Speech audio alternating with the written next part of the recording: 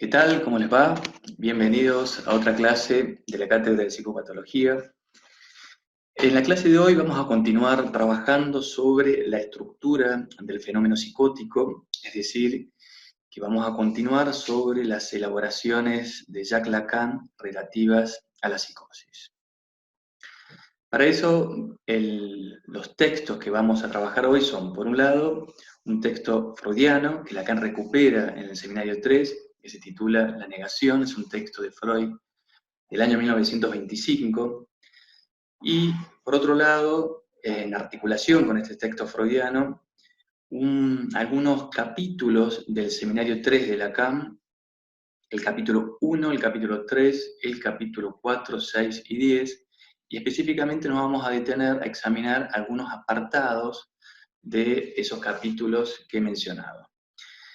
Este seminario de Lacan es un seminario que pronuncia entre los años 1955 y 1956, que está dedicado a la psicosis y que preceden un texto, Princeps, un texto muy importante sobre la psicosis, que lo tenemos nosotros también en el material, pero no para la clase de hoy, que se titula De una cuestión preliminar a todo tratamiento posible de la psicosis. Es un texto de 1958, 1959, está ahí en el margen, donde Lacan recupera muchas de las cuestiones que desarrolla en el curso del Seminario 3.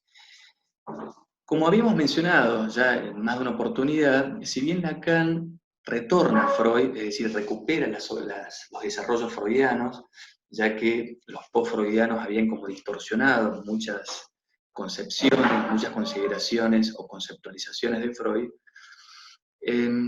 aunque Lacan los recupere, vamos a notar que también se va distanciando del autor, es decir, si bien podríamos considerar que Lacan toma algo del padre del psicoanálisis, también se va distanciando del padre.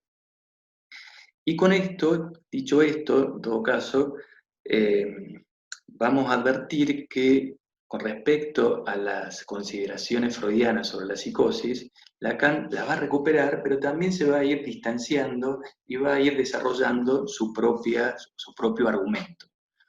Es decir, que en varias cuestiones relativas a la psicosis, podríamos decir que Lacan es original o se distancia de Freud. Por ejemplo, recordemos que Freud termina considerando al final de su obra que el psicoanálisis no era un dispositivo adecuado para la psicosis, hecho que, si bien ya había sido discutido por algunos post-freudianos, Lacan también se aleja de esa tesis freudiana, tanto es así que en el texto de una cuestión preliminar, si nosotros somos atentos o nos quedamos atentos al título, recordemos que el título dice de una cuestión preliminar a todo tratamiento posible de la psicosis.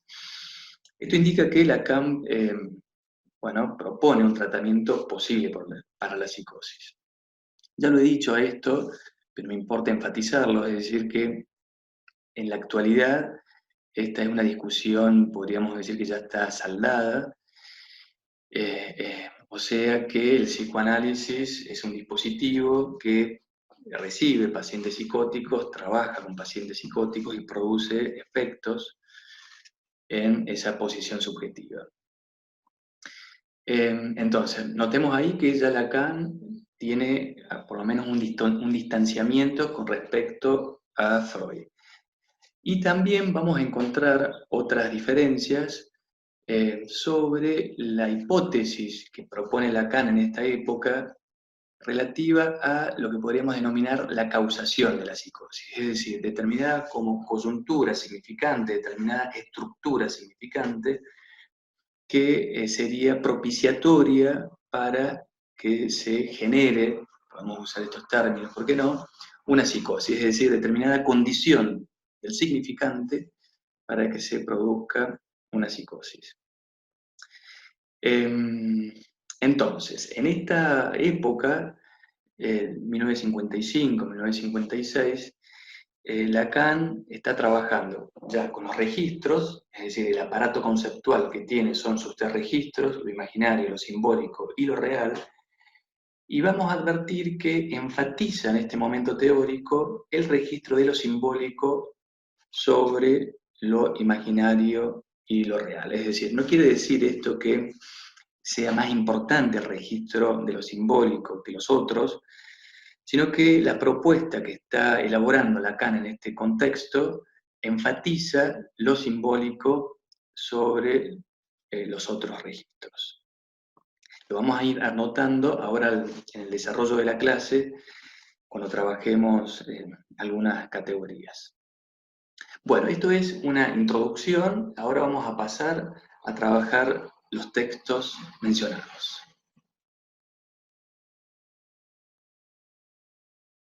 Empecemos con el texto La negación, que es un escrito de Freud en el año 1925 y que Lacan recupera, como dije hace un momento, en el seminario 3. Freud en ese texto parte de algunos hechos de su práctica. Se los voy a leer. Señala que es frecuente escuchar a los analizantes expresando ideas tales como esta. Ahora usted pensará que quiero decir algo ofensivo, pero realmente no tengo ese propósito. Freud dice, lo comprendemos, es el rechazo por proyección de una ocurrencia que acaba de aflorar. Es decir, se le imputa al otro una ocurrencia que de algún modo el sujeto rechaza y afloró en la conciencia. O bien, dice Freud, usted le pregunta, es decir, el psicoanalista le puede preguntar al analizante, ¿quién puede ser la persona del sueño? Es decir, que ha entrado un sueño, el analizante puede decir que ha soñado con alguna persona, y el analista le pregunta, ¿quién es esa persona? Y el analizante responde, mi madre no es, mi madre no es. Freud agrega, nosotros rectificamos, entonces es su madre. Nos tomamos la libertad para interpretar, de prescindir de la negación y extraer el contenido puro de la ocurrencia. Es decir, es como si ese vocablo, la negación, se la suprime y queda solamente la expresión o el contenido sin esa negación. En este caso, es mi madre. Es como si el paciente hubiera dicho, en realidad, con respecto a esa persona se me ocurrió, es cierto, que era mi madre, pero no tengo ninguna gana de considerar esa ocurrencia. Entonces, fíjense lo interesante de la propuesta de Freud, que es el hecho de considerar que la negación es un modo de tomar noticia de la represión. Es decir, un contenido, dice Freud, de representación o de pensamiento reprimido puede aparecer en la conciencia a condición de que se deje negar. Esto implica que cuando hay una negación, no es que exista una cancelación de la represión. O sea, no es que exista, digamos, una posición del analizante donde acepte eso reprimido y se cancele la represión, sino que, de algún modo, es un modo de anoticiarse de lo reprimido, digamos, a un nivel intelectual, a un nivel consciente, pero no implica en sí mismo que la represión sea cancelada. Podemos pensar este esquema también con cualquier formación del inconsciente, por ejemplo, un lapsus, una acción fallida, entre otras. Si nosotros tomamos los 3 tiempos de la represión, que ya trabajamos en otra de las clases, recuerden que en el caso de Schreber, Freud diferencia 3 fases de la represión, que después va a recuperar en su texto La represión. La primera fase, dice Freud, es la fijación, la segunda es la represión propiamente dicha o la represión secundaria, y finalmente la tercera fase es el retorno de lo reprimido.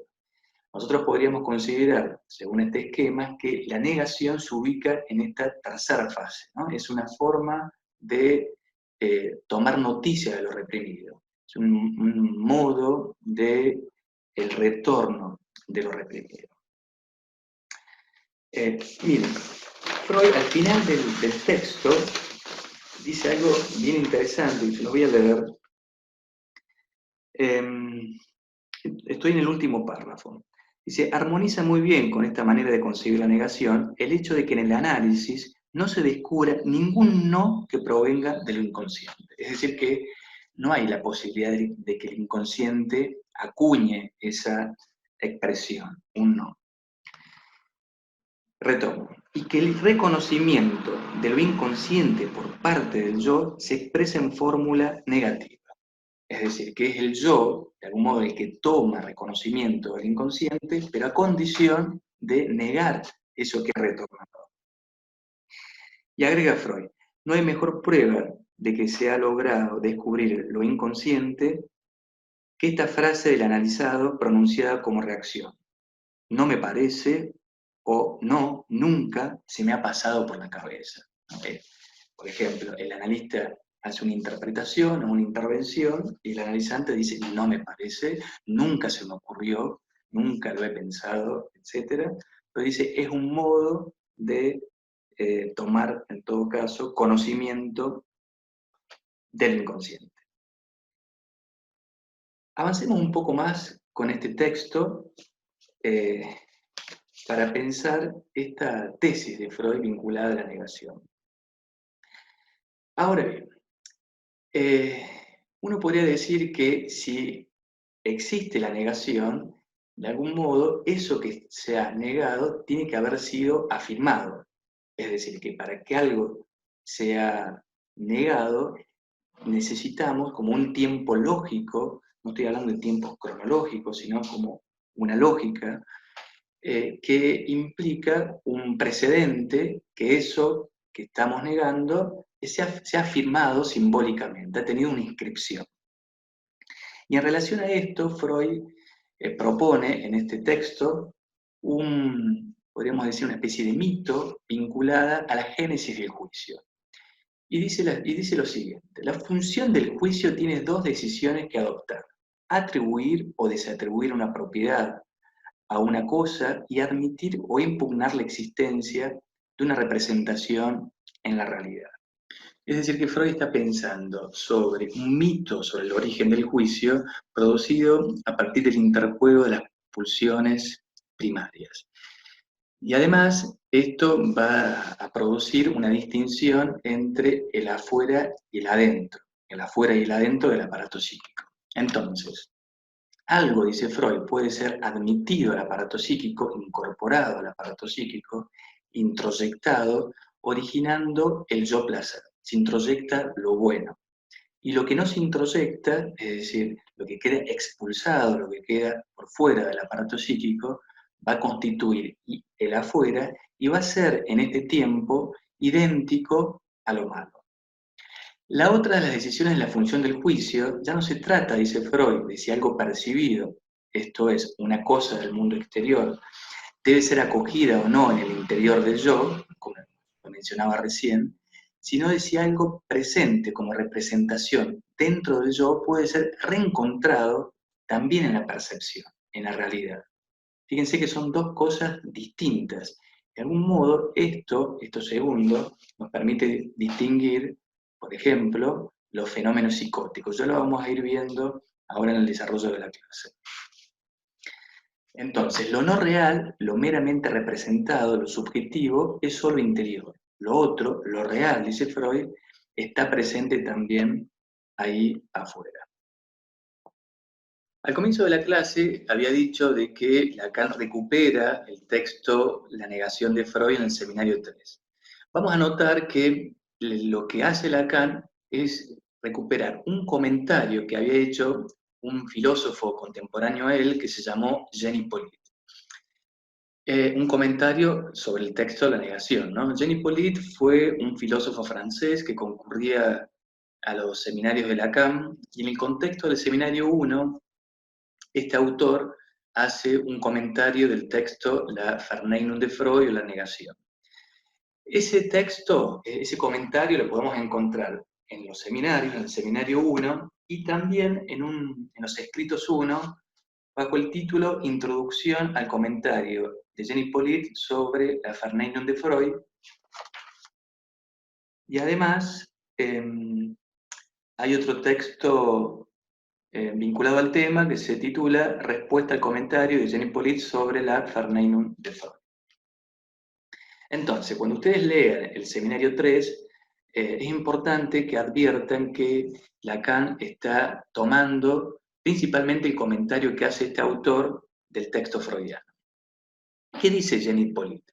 Él considera que la estructura de la negación en este texto de Freud no es tanto la negación en el juicio o la negación de un juicio, sino dice es una especie de desjuicio. Es una diferencia que parece sutil, pero es importante.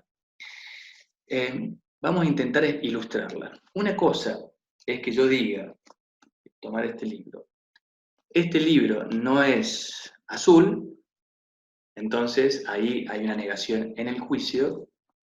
Y otra cosa distinta es que yo diga, yo no digo que este libro no sea azul. Fíjense que la diferencia parece sutil, pero es muy importante. Es una diferencia en cuanto a la posición enunciativa. En esta última expresión que yo mencionaba, hay una negación de la posición enunciativa. Estoy negando de que yo no estoy diciendo tal cosa. Y eso sería principalmente la negación, según Jean Hippolyte, en el texto freudiano. Ahora bien, habíamos mencionado además que para que algo sea negado, tiene que ser previamente afirmado. Es como, digamos, una condición lógica para que suceda la negación. Y acá, Jean Hippolyte considera que ese juicio, esa génesis del juicio que proponía Freud a través del interjuego de las pulsiones primarias, implica como un primer tiempo lógico, un primer tiempo simbólico, donde algo puede ser inscripto en lo simbólico. Eso que puede ser inscripto en lo simbólico va a ser, dice Jean Hippolyte, objeto de una beiahum, de una afirmación primordial, es decir, implica que algo puede inscribirse en lo simbólico o no inscribirse en lo simbólico.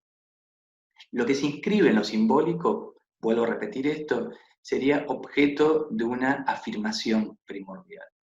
Lo que no se inscribe en lo simbólico va a ser, dice Lacan, acá voy a poner a Lacan, objeto de una Verwerfung, de una forclusión.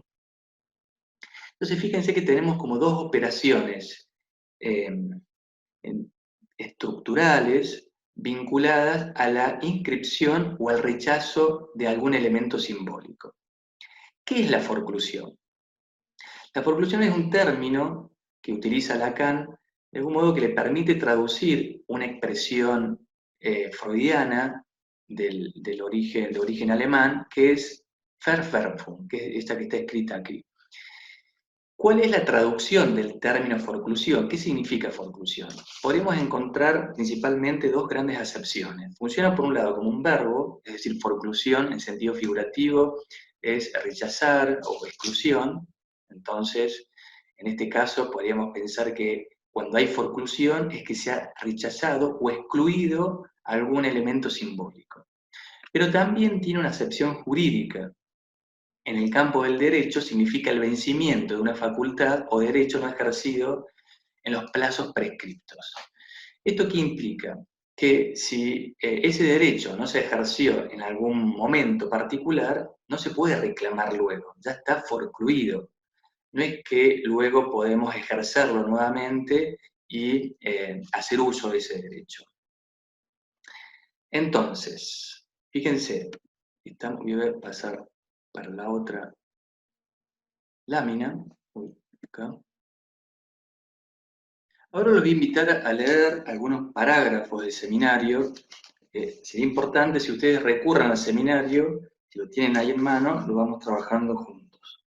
Voy a ir a la página 23, inicialmente del seminario 3, que corresponde al capítulo 1, para ir trabajando lo que veníamos desarrollando. Estoy a la mitad de la página. Ahí dice Lacan: espero que muchos de ustedes recuerden el comentario que Jean Hippolyte hizo aquí de la Verneinung y lamento su ausencia de esta mañana, que me impide asegurarme que no deformo los términos que puntualizó. Lo que destacaba claramente su análisis en este texto fulgurante es que en lo inconsciente todo no está tan solo reprimido, es decir, desconocido por el sujeto luego de haber sido verbalizado, sino que hay que admitir detrás del proceso de verbalización una Bejahum primordial, una admisión en el sentido simbólico que puede a su vez faltar. Fíjense lo interesante acá de la expresión, es decir, que esta admisión de la que estamos hablando, de tiempo como mítico, puede estar presente o ausente, puede faltar. Por lo menos, dice Lacan, lo voy a decir un poquito más adelante, puede faltar parte de la simbolización. Esto no quiere decir que en la psicosis no haya afirmación primordial, sino que va a existir la ausencia de la afirmación primordial de un significante principal, de un significante, esencial o de un significante primordial, que es el significante del nombre del Padre, el significante de la carretera principal, dice Lacan, el significante del otro en el otro, o el significante que representa la ley en el lugar del otro. Hay distintas definiciones que me estoy acordando ahora. Entonces, continúo, ahora estoy en el último párrafo. Este punto se cruza con otros textos y especialmente con un pasaje, todo lo explícito posible, donde Freud admite un fenómeno de exclusión para el cual el término Verwerfung parece válido y que se distingue de la Verneinung, la cual se produce en una etapa muy ulterior. Fíjense, para que se produzca la negación, la Verneinung, acá estoy, en esta imagen, en este cuadrito, se tiene que producir con antelación, como decía hace un momento, la afirmación primordial. Entonces, si uno toma, o si queremos pensar tiempos lógicos de la constitución de la negación, es necesario que primero exista la afirmación, después tenemos la represión propiamente dicha, o la represión secundaria, y luego la Verneinung, que sería el retorno de lo reprimido o la negación. Estos elementos, es decir, esta estructura, esta negación, va a retornar en un registro particular, que es el registro de lo simbólico. En cambio, cuando un significante primordial no es inscripto, es decir, no se produce o no es objeto de la Bejahum o de la afirmación primordial, estamos hablando del significante del nombre del Padre, ese significante va a ser forcluido y por lo tanto va a retornar ya no en lo simbólico, sino en otro registro, en el registro de lo real.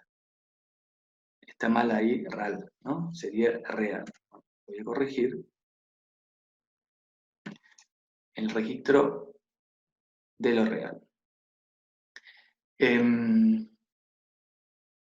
Bueno, voy a ir ahora a la página 118, 119, para complementar un poco esto que vengo trabajando con ustedes. Estoy en la página 118, que sería el apartado 3 del capítulo 6. El capítulo 6, el apartado 3. Es el último párrafo. Lacan dice: les propongo articular el problema en los siguientes términos. Previo a toda simbolización, esta anterioridad es lógica, no cronológica. Hay una etapa, lo demuestran la psicosis, donde puede suceder que parte de la simbolización no se lleve a cabo. Esto es muy importante, porque acá me está indicando que no es que no exista la simbolización en la psicosis, ¿no? Son pacientes que hablan, que utilizan un registro simbólico, sino que hay parte de la simbolización que no se lleva a cabo. Esta etapa primera precede a toda dialéctica neurótica fundada en que la neurosis es una palabra que se articula en tanto lo reprimido y el retorno de lo reprimido son una sola y única cosa.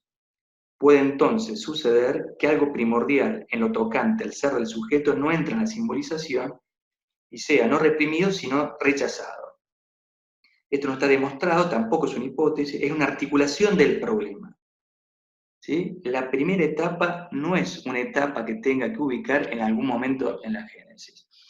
Esto es otra cosa importante. Fíjense que Lacan no está pensando en términos empíricos, es decir, como la posibilidad de identificar el significante del nombre del padre o la ausencia del significante del nombre del padre, ese significante primordial.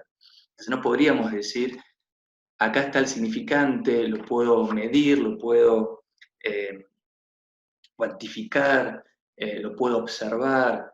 No es un objeto empírico, ¿no? Sino que la inscripción o la ausencia de ese significante lo vamos a leer a posteriori. ¿Y cómo a posteriori? A partir de los fenómenos que se producen. Esto es, a partir de la estructura del lenguaje que se presente en el paciente, ¿no? Es cómo están articulados los significantes. Entonces, si estamos escuchando una estructura del lenguaje organizada a partir de lo simbólico, es decir, una estructura donde se producen formaciones del inconsciente, estamos escuchando una estructura del lenguaje neurótica, ¿no?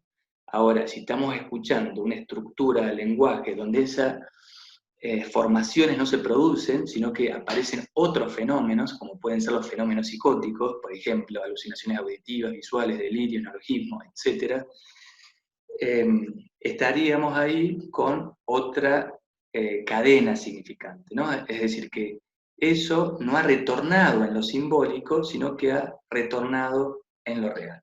Y ahí viene esta frase de la lámina. Lacan dice, lo forcluido en lo simbólico retorna en lo real. Lo forcluido en lo simbólico retorna en lo real. Es decir, que lo que se ha inscrito en lo simbólico va a retornar en el mismo registro, en lo simbólico. Y eso va a posibilitar, por ejemplo, determinada posición del psicoanalista. Esto es, el psicoanalista va a poder establecer una determinada maniobra en función de eso que está escuchando. Por ejemplo, si hay formaciones del inconsciente, va a poder interpretar, pedir asociaciones, descifrar, etc.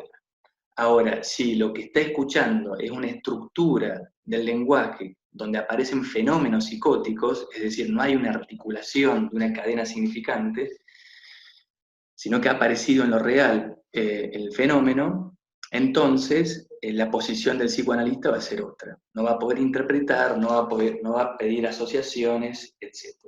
Ahora voy a avanzar un poquito en relación a la estructura del significante, tanto en la neurosis como en la psicosis. Tenía acá anotado, a un lado, lo voy a buscar. Creo que voy a ir a la página 72 para trabajar un poquito esto que les estoy mencionando. Estoy en la página 72, que forma parte del capítulo 4, apartado 1. A la mitad de la página, Lacan dice, está tomando la tesis freudiana que había desarrollado en el apartado 3 del caso Schreber, donde Freud decía, estoy en la página 72 del seminario, estos son los términos en que se expresa Freud, dice Lacan. Es incorrecto decir que la sensación interiormente reprimida, la Verdrängung, es una simbolización, dice. Bueno, agrego un poco más. Bueno, entonces, es incorrecto decir que la sensación interiormente reprimida es proyectada de nuevo hacia el exterior, esto es lo reprimido y el retorno de lo reprimido, deberíamos decir más bien que lo rechazado retorna del exterior. ¿Sí? Y agrega al final del texto, la distinción de ambos mecanismos implica, la distinción de ambos mecanismos, Bernheim y Bellahun, es absolutamente esencial. Fíjense que está Lacan insistiendo en la importancia de la distinción de estos mecanismos para pensar la diferencia entre la neurosis y la psicosis. Entonces, lo forcluido en lo simbólico, retorno a lo real, está indicando que lo que van a aparecer no son formaciones del inconsciente en la psicosis, sino que son fenómenos psicóticos, o fenómenos elementales, va a decir Lacan en este seminario. Esto es, fenómenos que carecen de la particularidad del significante de conectarse con otro significante. Aparecen en lo real está indicando no tanto que aparecen en la realidad, sino que no están simbolizados, no tienen la posibilidad de producir una cadena significante, de producir significación. Entonces, si aparece, por ejemplo, una alucinación verbal o auditiva, como un fenómeno psicótico, el psicoanalista no, como decía recién, no tendría, digamos, ¿cómo decir? O no sería adecuado maniobrar interpretando ese elemento, ¿no? Porque ese elemento no está conectado a nada, está desconectado, aparece en lo real, entendiendo lo real en estos términos, ¿no? Como lo imposible de simbolizar. Bueno, vamos a avanzar un poquito ahora con la otra lámina. Entonces, de algún modo, la inscripción o el rechazo de ese significante primordial, que es el nombre del Padre, implica que se organice de manera diferencial lo inconsciente, tanto en la neurosis como en la psicosis. Es decir, de estructura del lenguaje en la neurosis y en la psicosis, a eso nos referimos cuando hablamos de neurosis y psicosis, de estructuras del lenguaje, van a tener organizaciones distintas. De manera esquemática, ustedes tienen acá como una especie de secuencia que les va a permitir diferenciar estos procesos que veníamos trabajando, ¿no? Primero una afirmación primordial, la represión secundaria, estamos hablando de la neurosis, eso luego va a retornar a partir de las formaciones del inconsciente, por lo tanto esto está indicando que el inconsciente está estructurado como un lenguaje articulado, ¿no? Entonces, de ahí, si ustedes recuerdan, esa definición de sujeto que propone Lacan en algún momento de su enseñanza, un significante es lo que representa al sujeto para otro significante, implica que el significante siempre está articulado a otra cosa, ¿no? Nunca el significante se significa a sí mismo. En el caso de la psicosis, la estructura del lenguaje se va a diferenciar principalmente por esta conjetura que propone Lacan de la forclusión del significante primordial. Eso va a implicar que una vez que comience la psicosis, ojo con este término, el comienzo de la psicosis no me estoy refiriendo a la causación de la psicosis, sino al desencadenamiento de la psicosis. Una vez que la psicosis se manifieste, se exprese, se desencadene, los fenómenos van a aparecer, los fenómenos psicóticos, en lo real. Entonces van a aparecer lo que Lacan utiliza en este momento, la categoría de fenómenos elementales, o los trastornos del lenguaje. ¿A qué estamos aludiendo con esta categoría de trastorno del lenguaje? Que el significante va a estar afectado. Las significaciones, la estructura del significante, por ejemplo, los neologismos, las intuiciones delirantes, etc. Esto implica que en la psicosis no es que no exista inconsciente. Eso ya es una tesis que la podemos encontrar en Freud, ¿no? Que el inconsciente también está en la psicosis, pero que tiene como otro estatuto, podríamos decirlo en esos términos.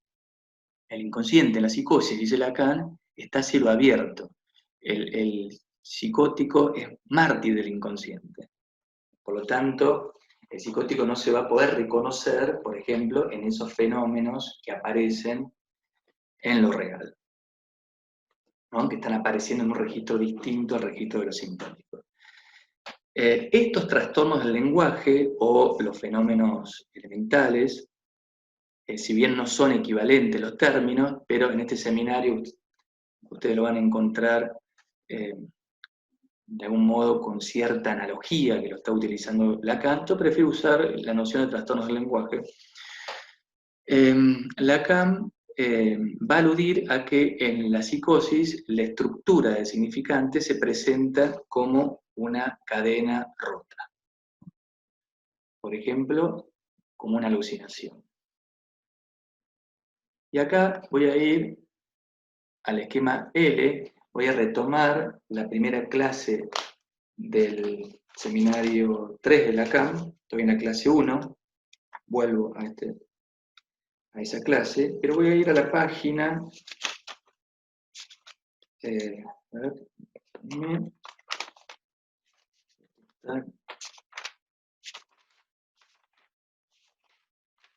Estoy en la página 26. Bueno, les voy a leer un par de parágrafos, vamos a trabajar juntos, me interesa que ustedes puedan buscar el seminario o el texto y ubicarse en esta página, la página 26. ¿Están ahí? ¿Encontraron? Bueno, dice Lacan,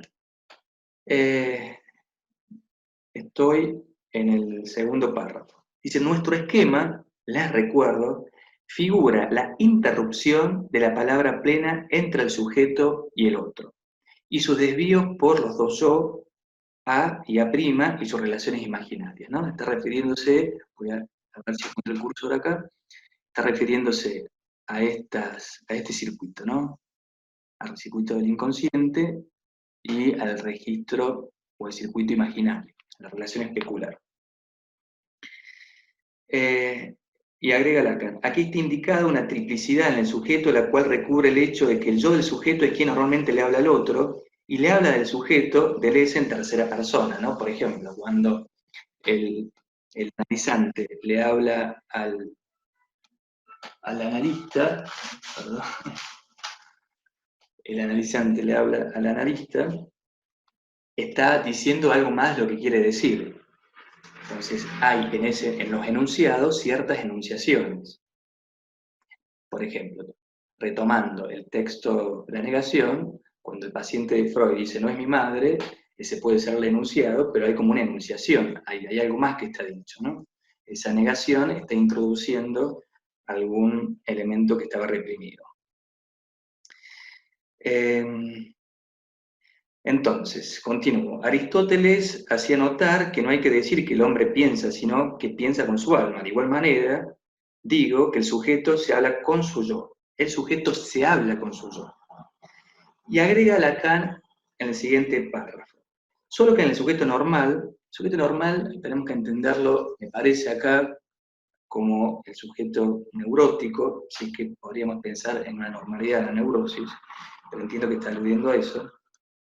Solo que en el sujeto normal, hablarse con su yo nunca es plenamente explicitable. Su relación con el yo es fundamentalmente ambigua. Toda asunción del yo es revocable. Eso es muy interesante y muy importante.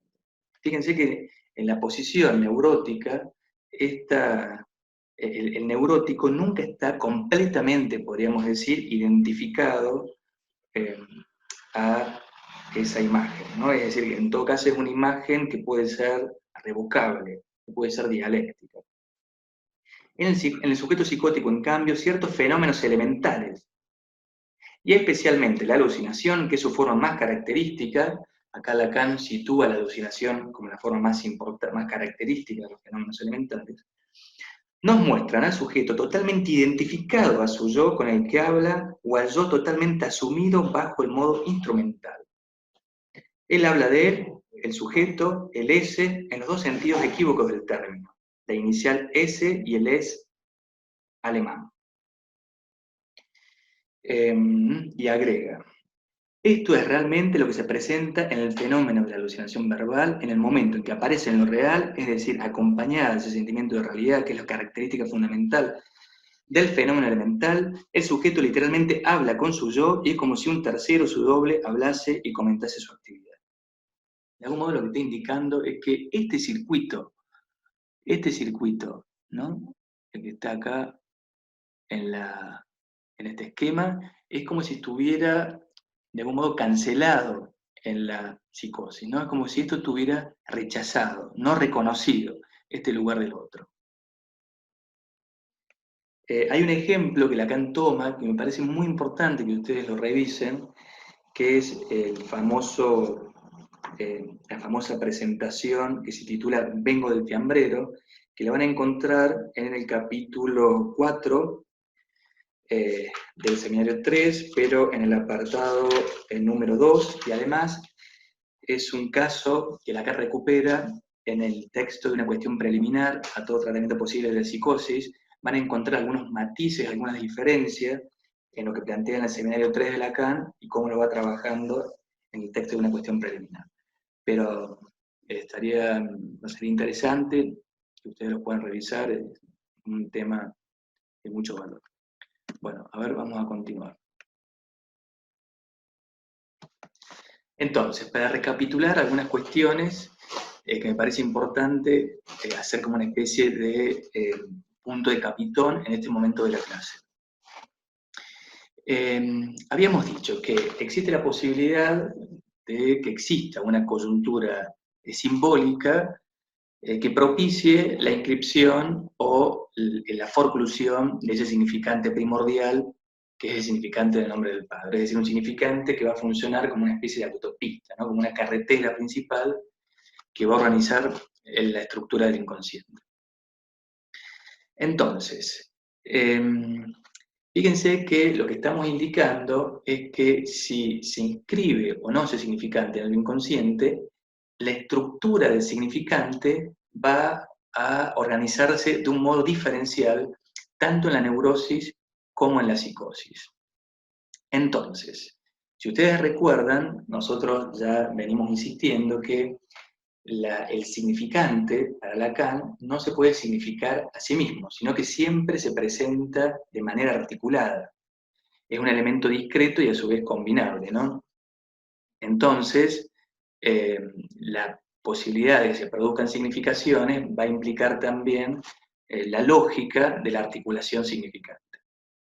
Entonces, el significante, en líneas generales, podríamos decir, aparece encadenado, aparece combinado con otros significantes. Y en el caso del inconsciente, ese significante va a estar regulado, ustedes lo saben, por las leyes de la metáfora y la metonimia. Entonces, cuando Lacan se refiere al análisis de la estructura, está aludiendo al análisis de la estructura del significante, es decir, al modo en que se organiza el lenguaje. No estamos hablando de la estructura como un elemento o como un término metafísico, sino a la estructura del significante, si el significante aparece articulado o no, o aparece en lo real. Es decir, si aparece el significante en lo simbólico, para tomar una diferenciación cuasi esquemática, o aparece en lo real. Entonces, esto es otra cuestión importante, es que la estructura a la cual está refiriéndose Lacan va a estar en el fenómeno. Es decir, nosotros vamos a poder escuchar la estructura del lenguaje en el fenómeno que se presenta. Por lo tanto, si se presenta una alucinación, un neologismo, ahí tenemos una estructura específica del significante. Si se presenta una formación del inconsciente, un sueño, una acción fallida, un síntoma, tenemos otra estructura del significante. Fíjense que la noción de estructura, dice Lacan, es inseparable de la noción del significante. Entonces, esto es, bueno, para avanzar ahora. Podemos decir algunas cosas más en relación a esto, que si ustedes leen con atención el seminario 3, Lacan, cada vez que habla de las psicosis, o por lo menos en varios pasajes de su seminario, hace referencia a las estructuras freudianas de la psicosis. Y cuando utiliza esa expresión, la estructura freudiana de la psicosis, está aludiendo justamente a la estructura del significante. Por ejemplo, cuando Freud analiza las distintas formas del delirio paranoico a partir del análisis gramatical de una frase que ya la trabajamos en clases previas, ¿no? Entonces, insisto en esto, cuando analizamos la estructura, no analizamos el fenómeno, no hacemos fenomenología, no nos interesa en ese punto lo que puede ser la observación del fenómeno, sino la estructura lingüística del fenómeno. Es decir, la estructura en todo caso del inconsciente del fenómeno. Entonces, en el fenómeno psicótico, la estructura del significante del fenómeno psicótico va a asumir ciertas particularidades. En primer lugar, Lacan dice, en el fenómeno psicótico no está en juego la realidad, sino la certeza. La certeza es radical, dice, es decir, que no importa tanto si el psicótico cree o no en ese fenómeno en cuanto a la realidad, sino que aparezca ese grado de certidumbre, de convicción. No es algo revocable, no es algo dialéctico.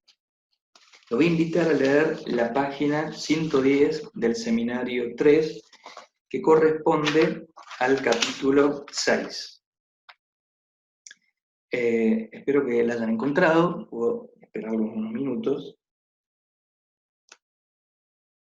Bueno, no unos minutos, no hay tiempo, pero era una metáfora.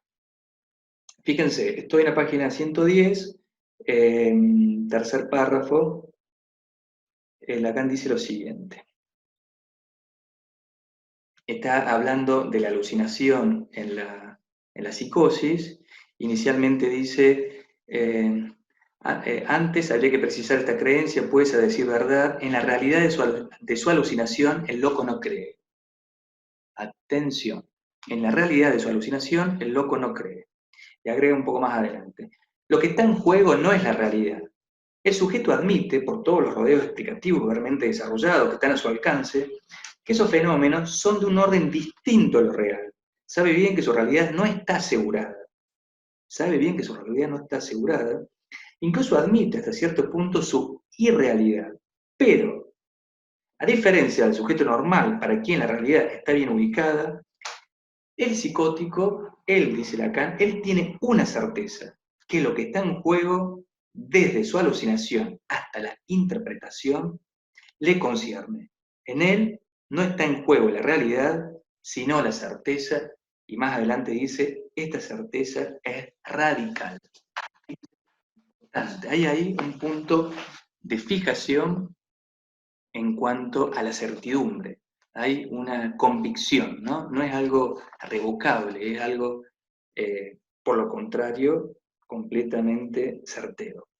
Cualquier tipo de fenómeno psicótico, por ejemplo, una alucinación, una intuición delirante, una construcción delirante, un neologismo, etc. Trastornos en relación al cuerpo, en fin, hay una variedad enorme de fenómenos psicóticos. Bueno, vamos a continuar con el otro fenómeno. Entonces, el fenómeno psicótico implica la emergencia de un elemento que no está articulado, que no está simbolizado, por lo tanto el significante se puede presentar como una cadena rota, es decir, un significante sin articulación. Lacan señala que este significante o los fenómenos psicóticos implican significantes que sufren reordenamiento, es decir, hay, podríamos decir, afectación de la estructura del significante, y señala, algo que me interesaba mencionar, un tipo de fenómenos que no había sido de algún modo trabajado por la psicopatología de la época, que es lo que Lacan denomina fenómenos de franja. Lo vamos a encontrar en la página 201, en la clase número 10, entre la página 200 y 201, y vamos a ver cómo en el punto 3 del capítulo 10, Lacan va recuperando una serie de fenómenos que está articulado o podríamos incluir dentro de esta noción de fenómenos de franja. Estos fenómenos de franja, voy a leer lo que dice Lacan, dice, pues bien, estoy en la página 200 al final del último párrafo. Pues bien, se trata para nosotros, es la hipótesis de trabajo que propongo, de buscar qué hay en el centro de la experiencia del presidente Schroeder, qué siente sin saberlo en el borde del campo de su experiencia, que es franja, arrastrado como está por la espuma que provoca ese significante que no percibe en cuanto tal, pero que en su límite organiza todos estos fenómenos. Es decir, son de algún modo fenómenos que están por fuera del registro de lo imaginario. Y por eso que Lacan dice, se encuentran en la espuma que provoca ese significante que no es percibible como tal, pero que se organiza en su límite, pero que organiza en su límite todos estos fenómenos. Es decir, lo podríamos situar en el registro de la voz como murmullo, cuchicheos, carcajadas, fenómenos que no tienen una estructura básicamente verbal, pero que rodean lo asemántico. Ahora vamos a intentar ilustrar a qué fenómenos está aludiendo Lacan con esta idea. Vamos a pasar a la siguiente imagen. Acá. Estoy en la página ahora 201.3, capítulo 10. Al final de la página. En este capítulo, en este apartado, el capítulo 3 del capítulo 10, Lacan recupera una serie de fenómenos que padecía Schreber y que lo podemos incluir dentro de esta categoría que propone Lacan como fenómenos de Frank, es decir, fenómenos que, como decía recién, están por fuera del campo de lo imaginario. Dice Lacan, en primer lugar, tenemos lo que él llama el milagro de alaridos. Le resulta imposible no dejar escapar un grito prolongado que lo sorprende con tal brutalidad que él mismo señala que, si en ese momento tiene algo en la boca, puede hacérselo escupir. Es necesario que se contenga para que esto no se produzca en público, y está lejos de lograrlo siempre, fenómenos bastante llamativos, y vemos en este grito el borde más extremo, más reducido, de la participación motora de la boca en la palabra, si hay algo mediante lo cual la palabra llega a combinarse con una función vocal absolutamente asignificante, y que empero contiene todos los significantes posibles, precisamente lo que nos estremece en el alarido del perro ante la luz. Y se los voy a ilustrar, voy a ir a la fuente que toma Lacan, que son las memorias del presidente Schreber, y vamos a buscar donde Schreber habla de estos fenómenos. Él señala, Schreber, que cuando él sentía la retirada de Dios, ese sentimiento subjetivo, aparecían en él una serie de fenómenos, una serie de milagros, decía él. Voy a hacer referencia a este fenómeno asignificante que recién mencioné en el texto de Lacan. En mi persona, dice Schreber, la aparición del milagro ululatorio por el cual aquellos de mis músculos que sirven para los procesos respiratorios son puestos en movimiento por el Dios inferior, Arimán, de manera tal que me veo obligado a emitir aullidos, a menos que haga un esfuerzo muy especial para reprimirlos. A veces el aullido se produce en una repetición tan rápida y frecuente que surge un estado casi intolerable para mí, y especialmente de noche me resulta imposible permanecer acostado en la cama. Fíjense que Lacan está analizando, cuando recién leía este fenómeno, la estructura del significante, ¿no? Es como un fenómeno, dice Lacan, asignificante, ni llega a ser un significante, es un grito. Vuelvo al texto de Lacan, página 202, continúo con el punto 3 del capítulo 10. En segundo lugar, está el llamado de socorro, que se supone que es escuchado por los nervios divinos que se han separado de él, pero que abandonan tras sí una suerte de cola de cometa. En el primer tiempo, el del apego a las tierras, Schreber no podía estar en comunión efusiva con los rayos divinos sin que su boca saltasen una o varias almas examinadas. Pero después de cierta estabilización de su mundo imaginario, esto ya no se produce. En cambio, aún se producen fenómenos angustiantes, cuando algunas de estas entidades animadas en medio de las que vive son dejadas al rastra y emite gritos de socorro ante la retirada de Dios. Fíjense, gritos de socorro, como un pedido de auxilio. Este fenómeno de llamado de socorro es algo distinto al alarido, al fenómeno anterior, a ese grito. El alarido no es sino puro significante, dice Lacan, mientras que el pedido de ayuda tiene una significación por elemental que sea, ¿no? Entonces, el llamado de socorro contiene una significación elemental. Por lo menos hay algo que está como aludiendo a una significación, ¿no? Un pedido de auxilio en este caso. Se lo voy a leer ahora desde las memorias del presidente Schreber. Él dice, los gritos de socorro de la totalidad de la masa de nervios divinos que se siguen desprendiendo que resuenan con mayor claridad cuando Dios se ha retirado a mayor distancia de mí, cuando mayor es, por consiguiente, el camino que estos nervios, que manifiestamente se encuentran en algún estado de angustia, tienen que recorrer. Todos esos fenómenos se repiten cientos de veces cada día y han sido percibidos consiguientemente por mí en el transcurso de cientos de años, si no de miles, de veces con perfecta regularidad. Bueno, ahí ven como otro elemento u otra organización, digamos, o presentación, mejor dicho, de estos fenómenos de Fraunhofer. Después, otro de los fenómenos que menciona Lacan son ruidos, una serie de ruidos del exterior. Vuelvo al seminario 3, estoy en la página 202. Lacan dice, esto no es todo, en tercer lugar, hay toda clase de ruidos del exterior, cualquiera sean, algo que pasa en el corredor del sanatorio, o un ruido de afuera, un aullido, un relincho que son, dicen, milagros hechos expresamente para él.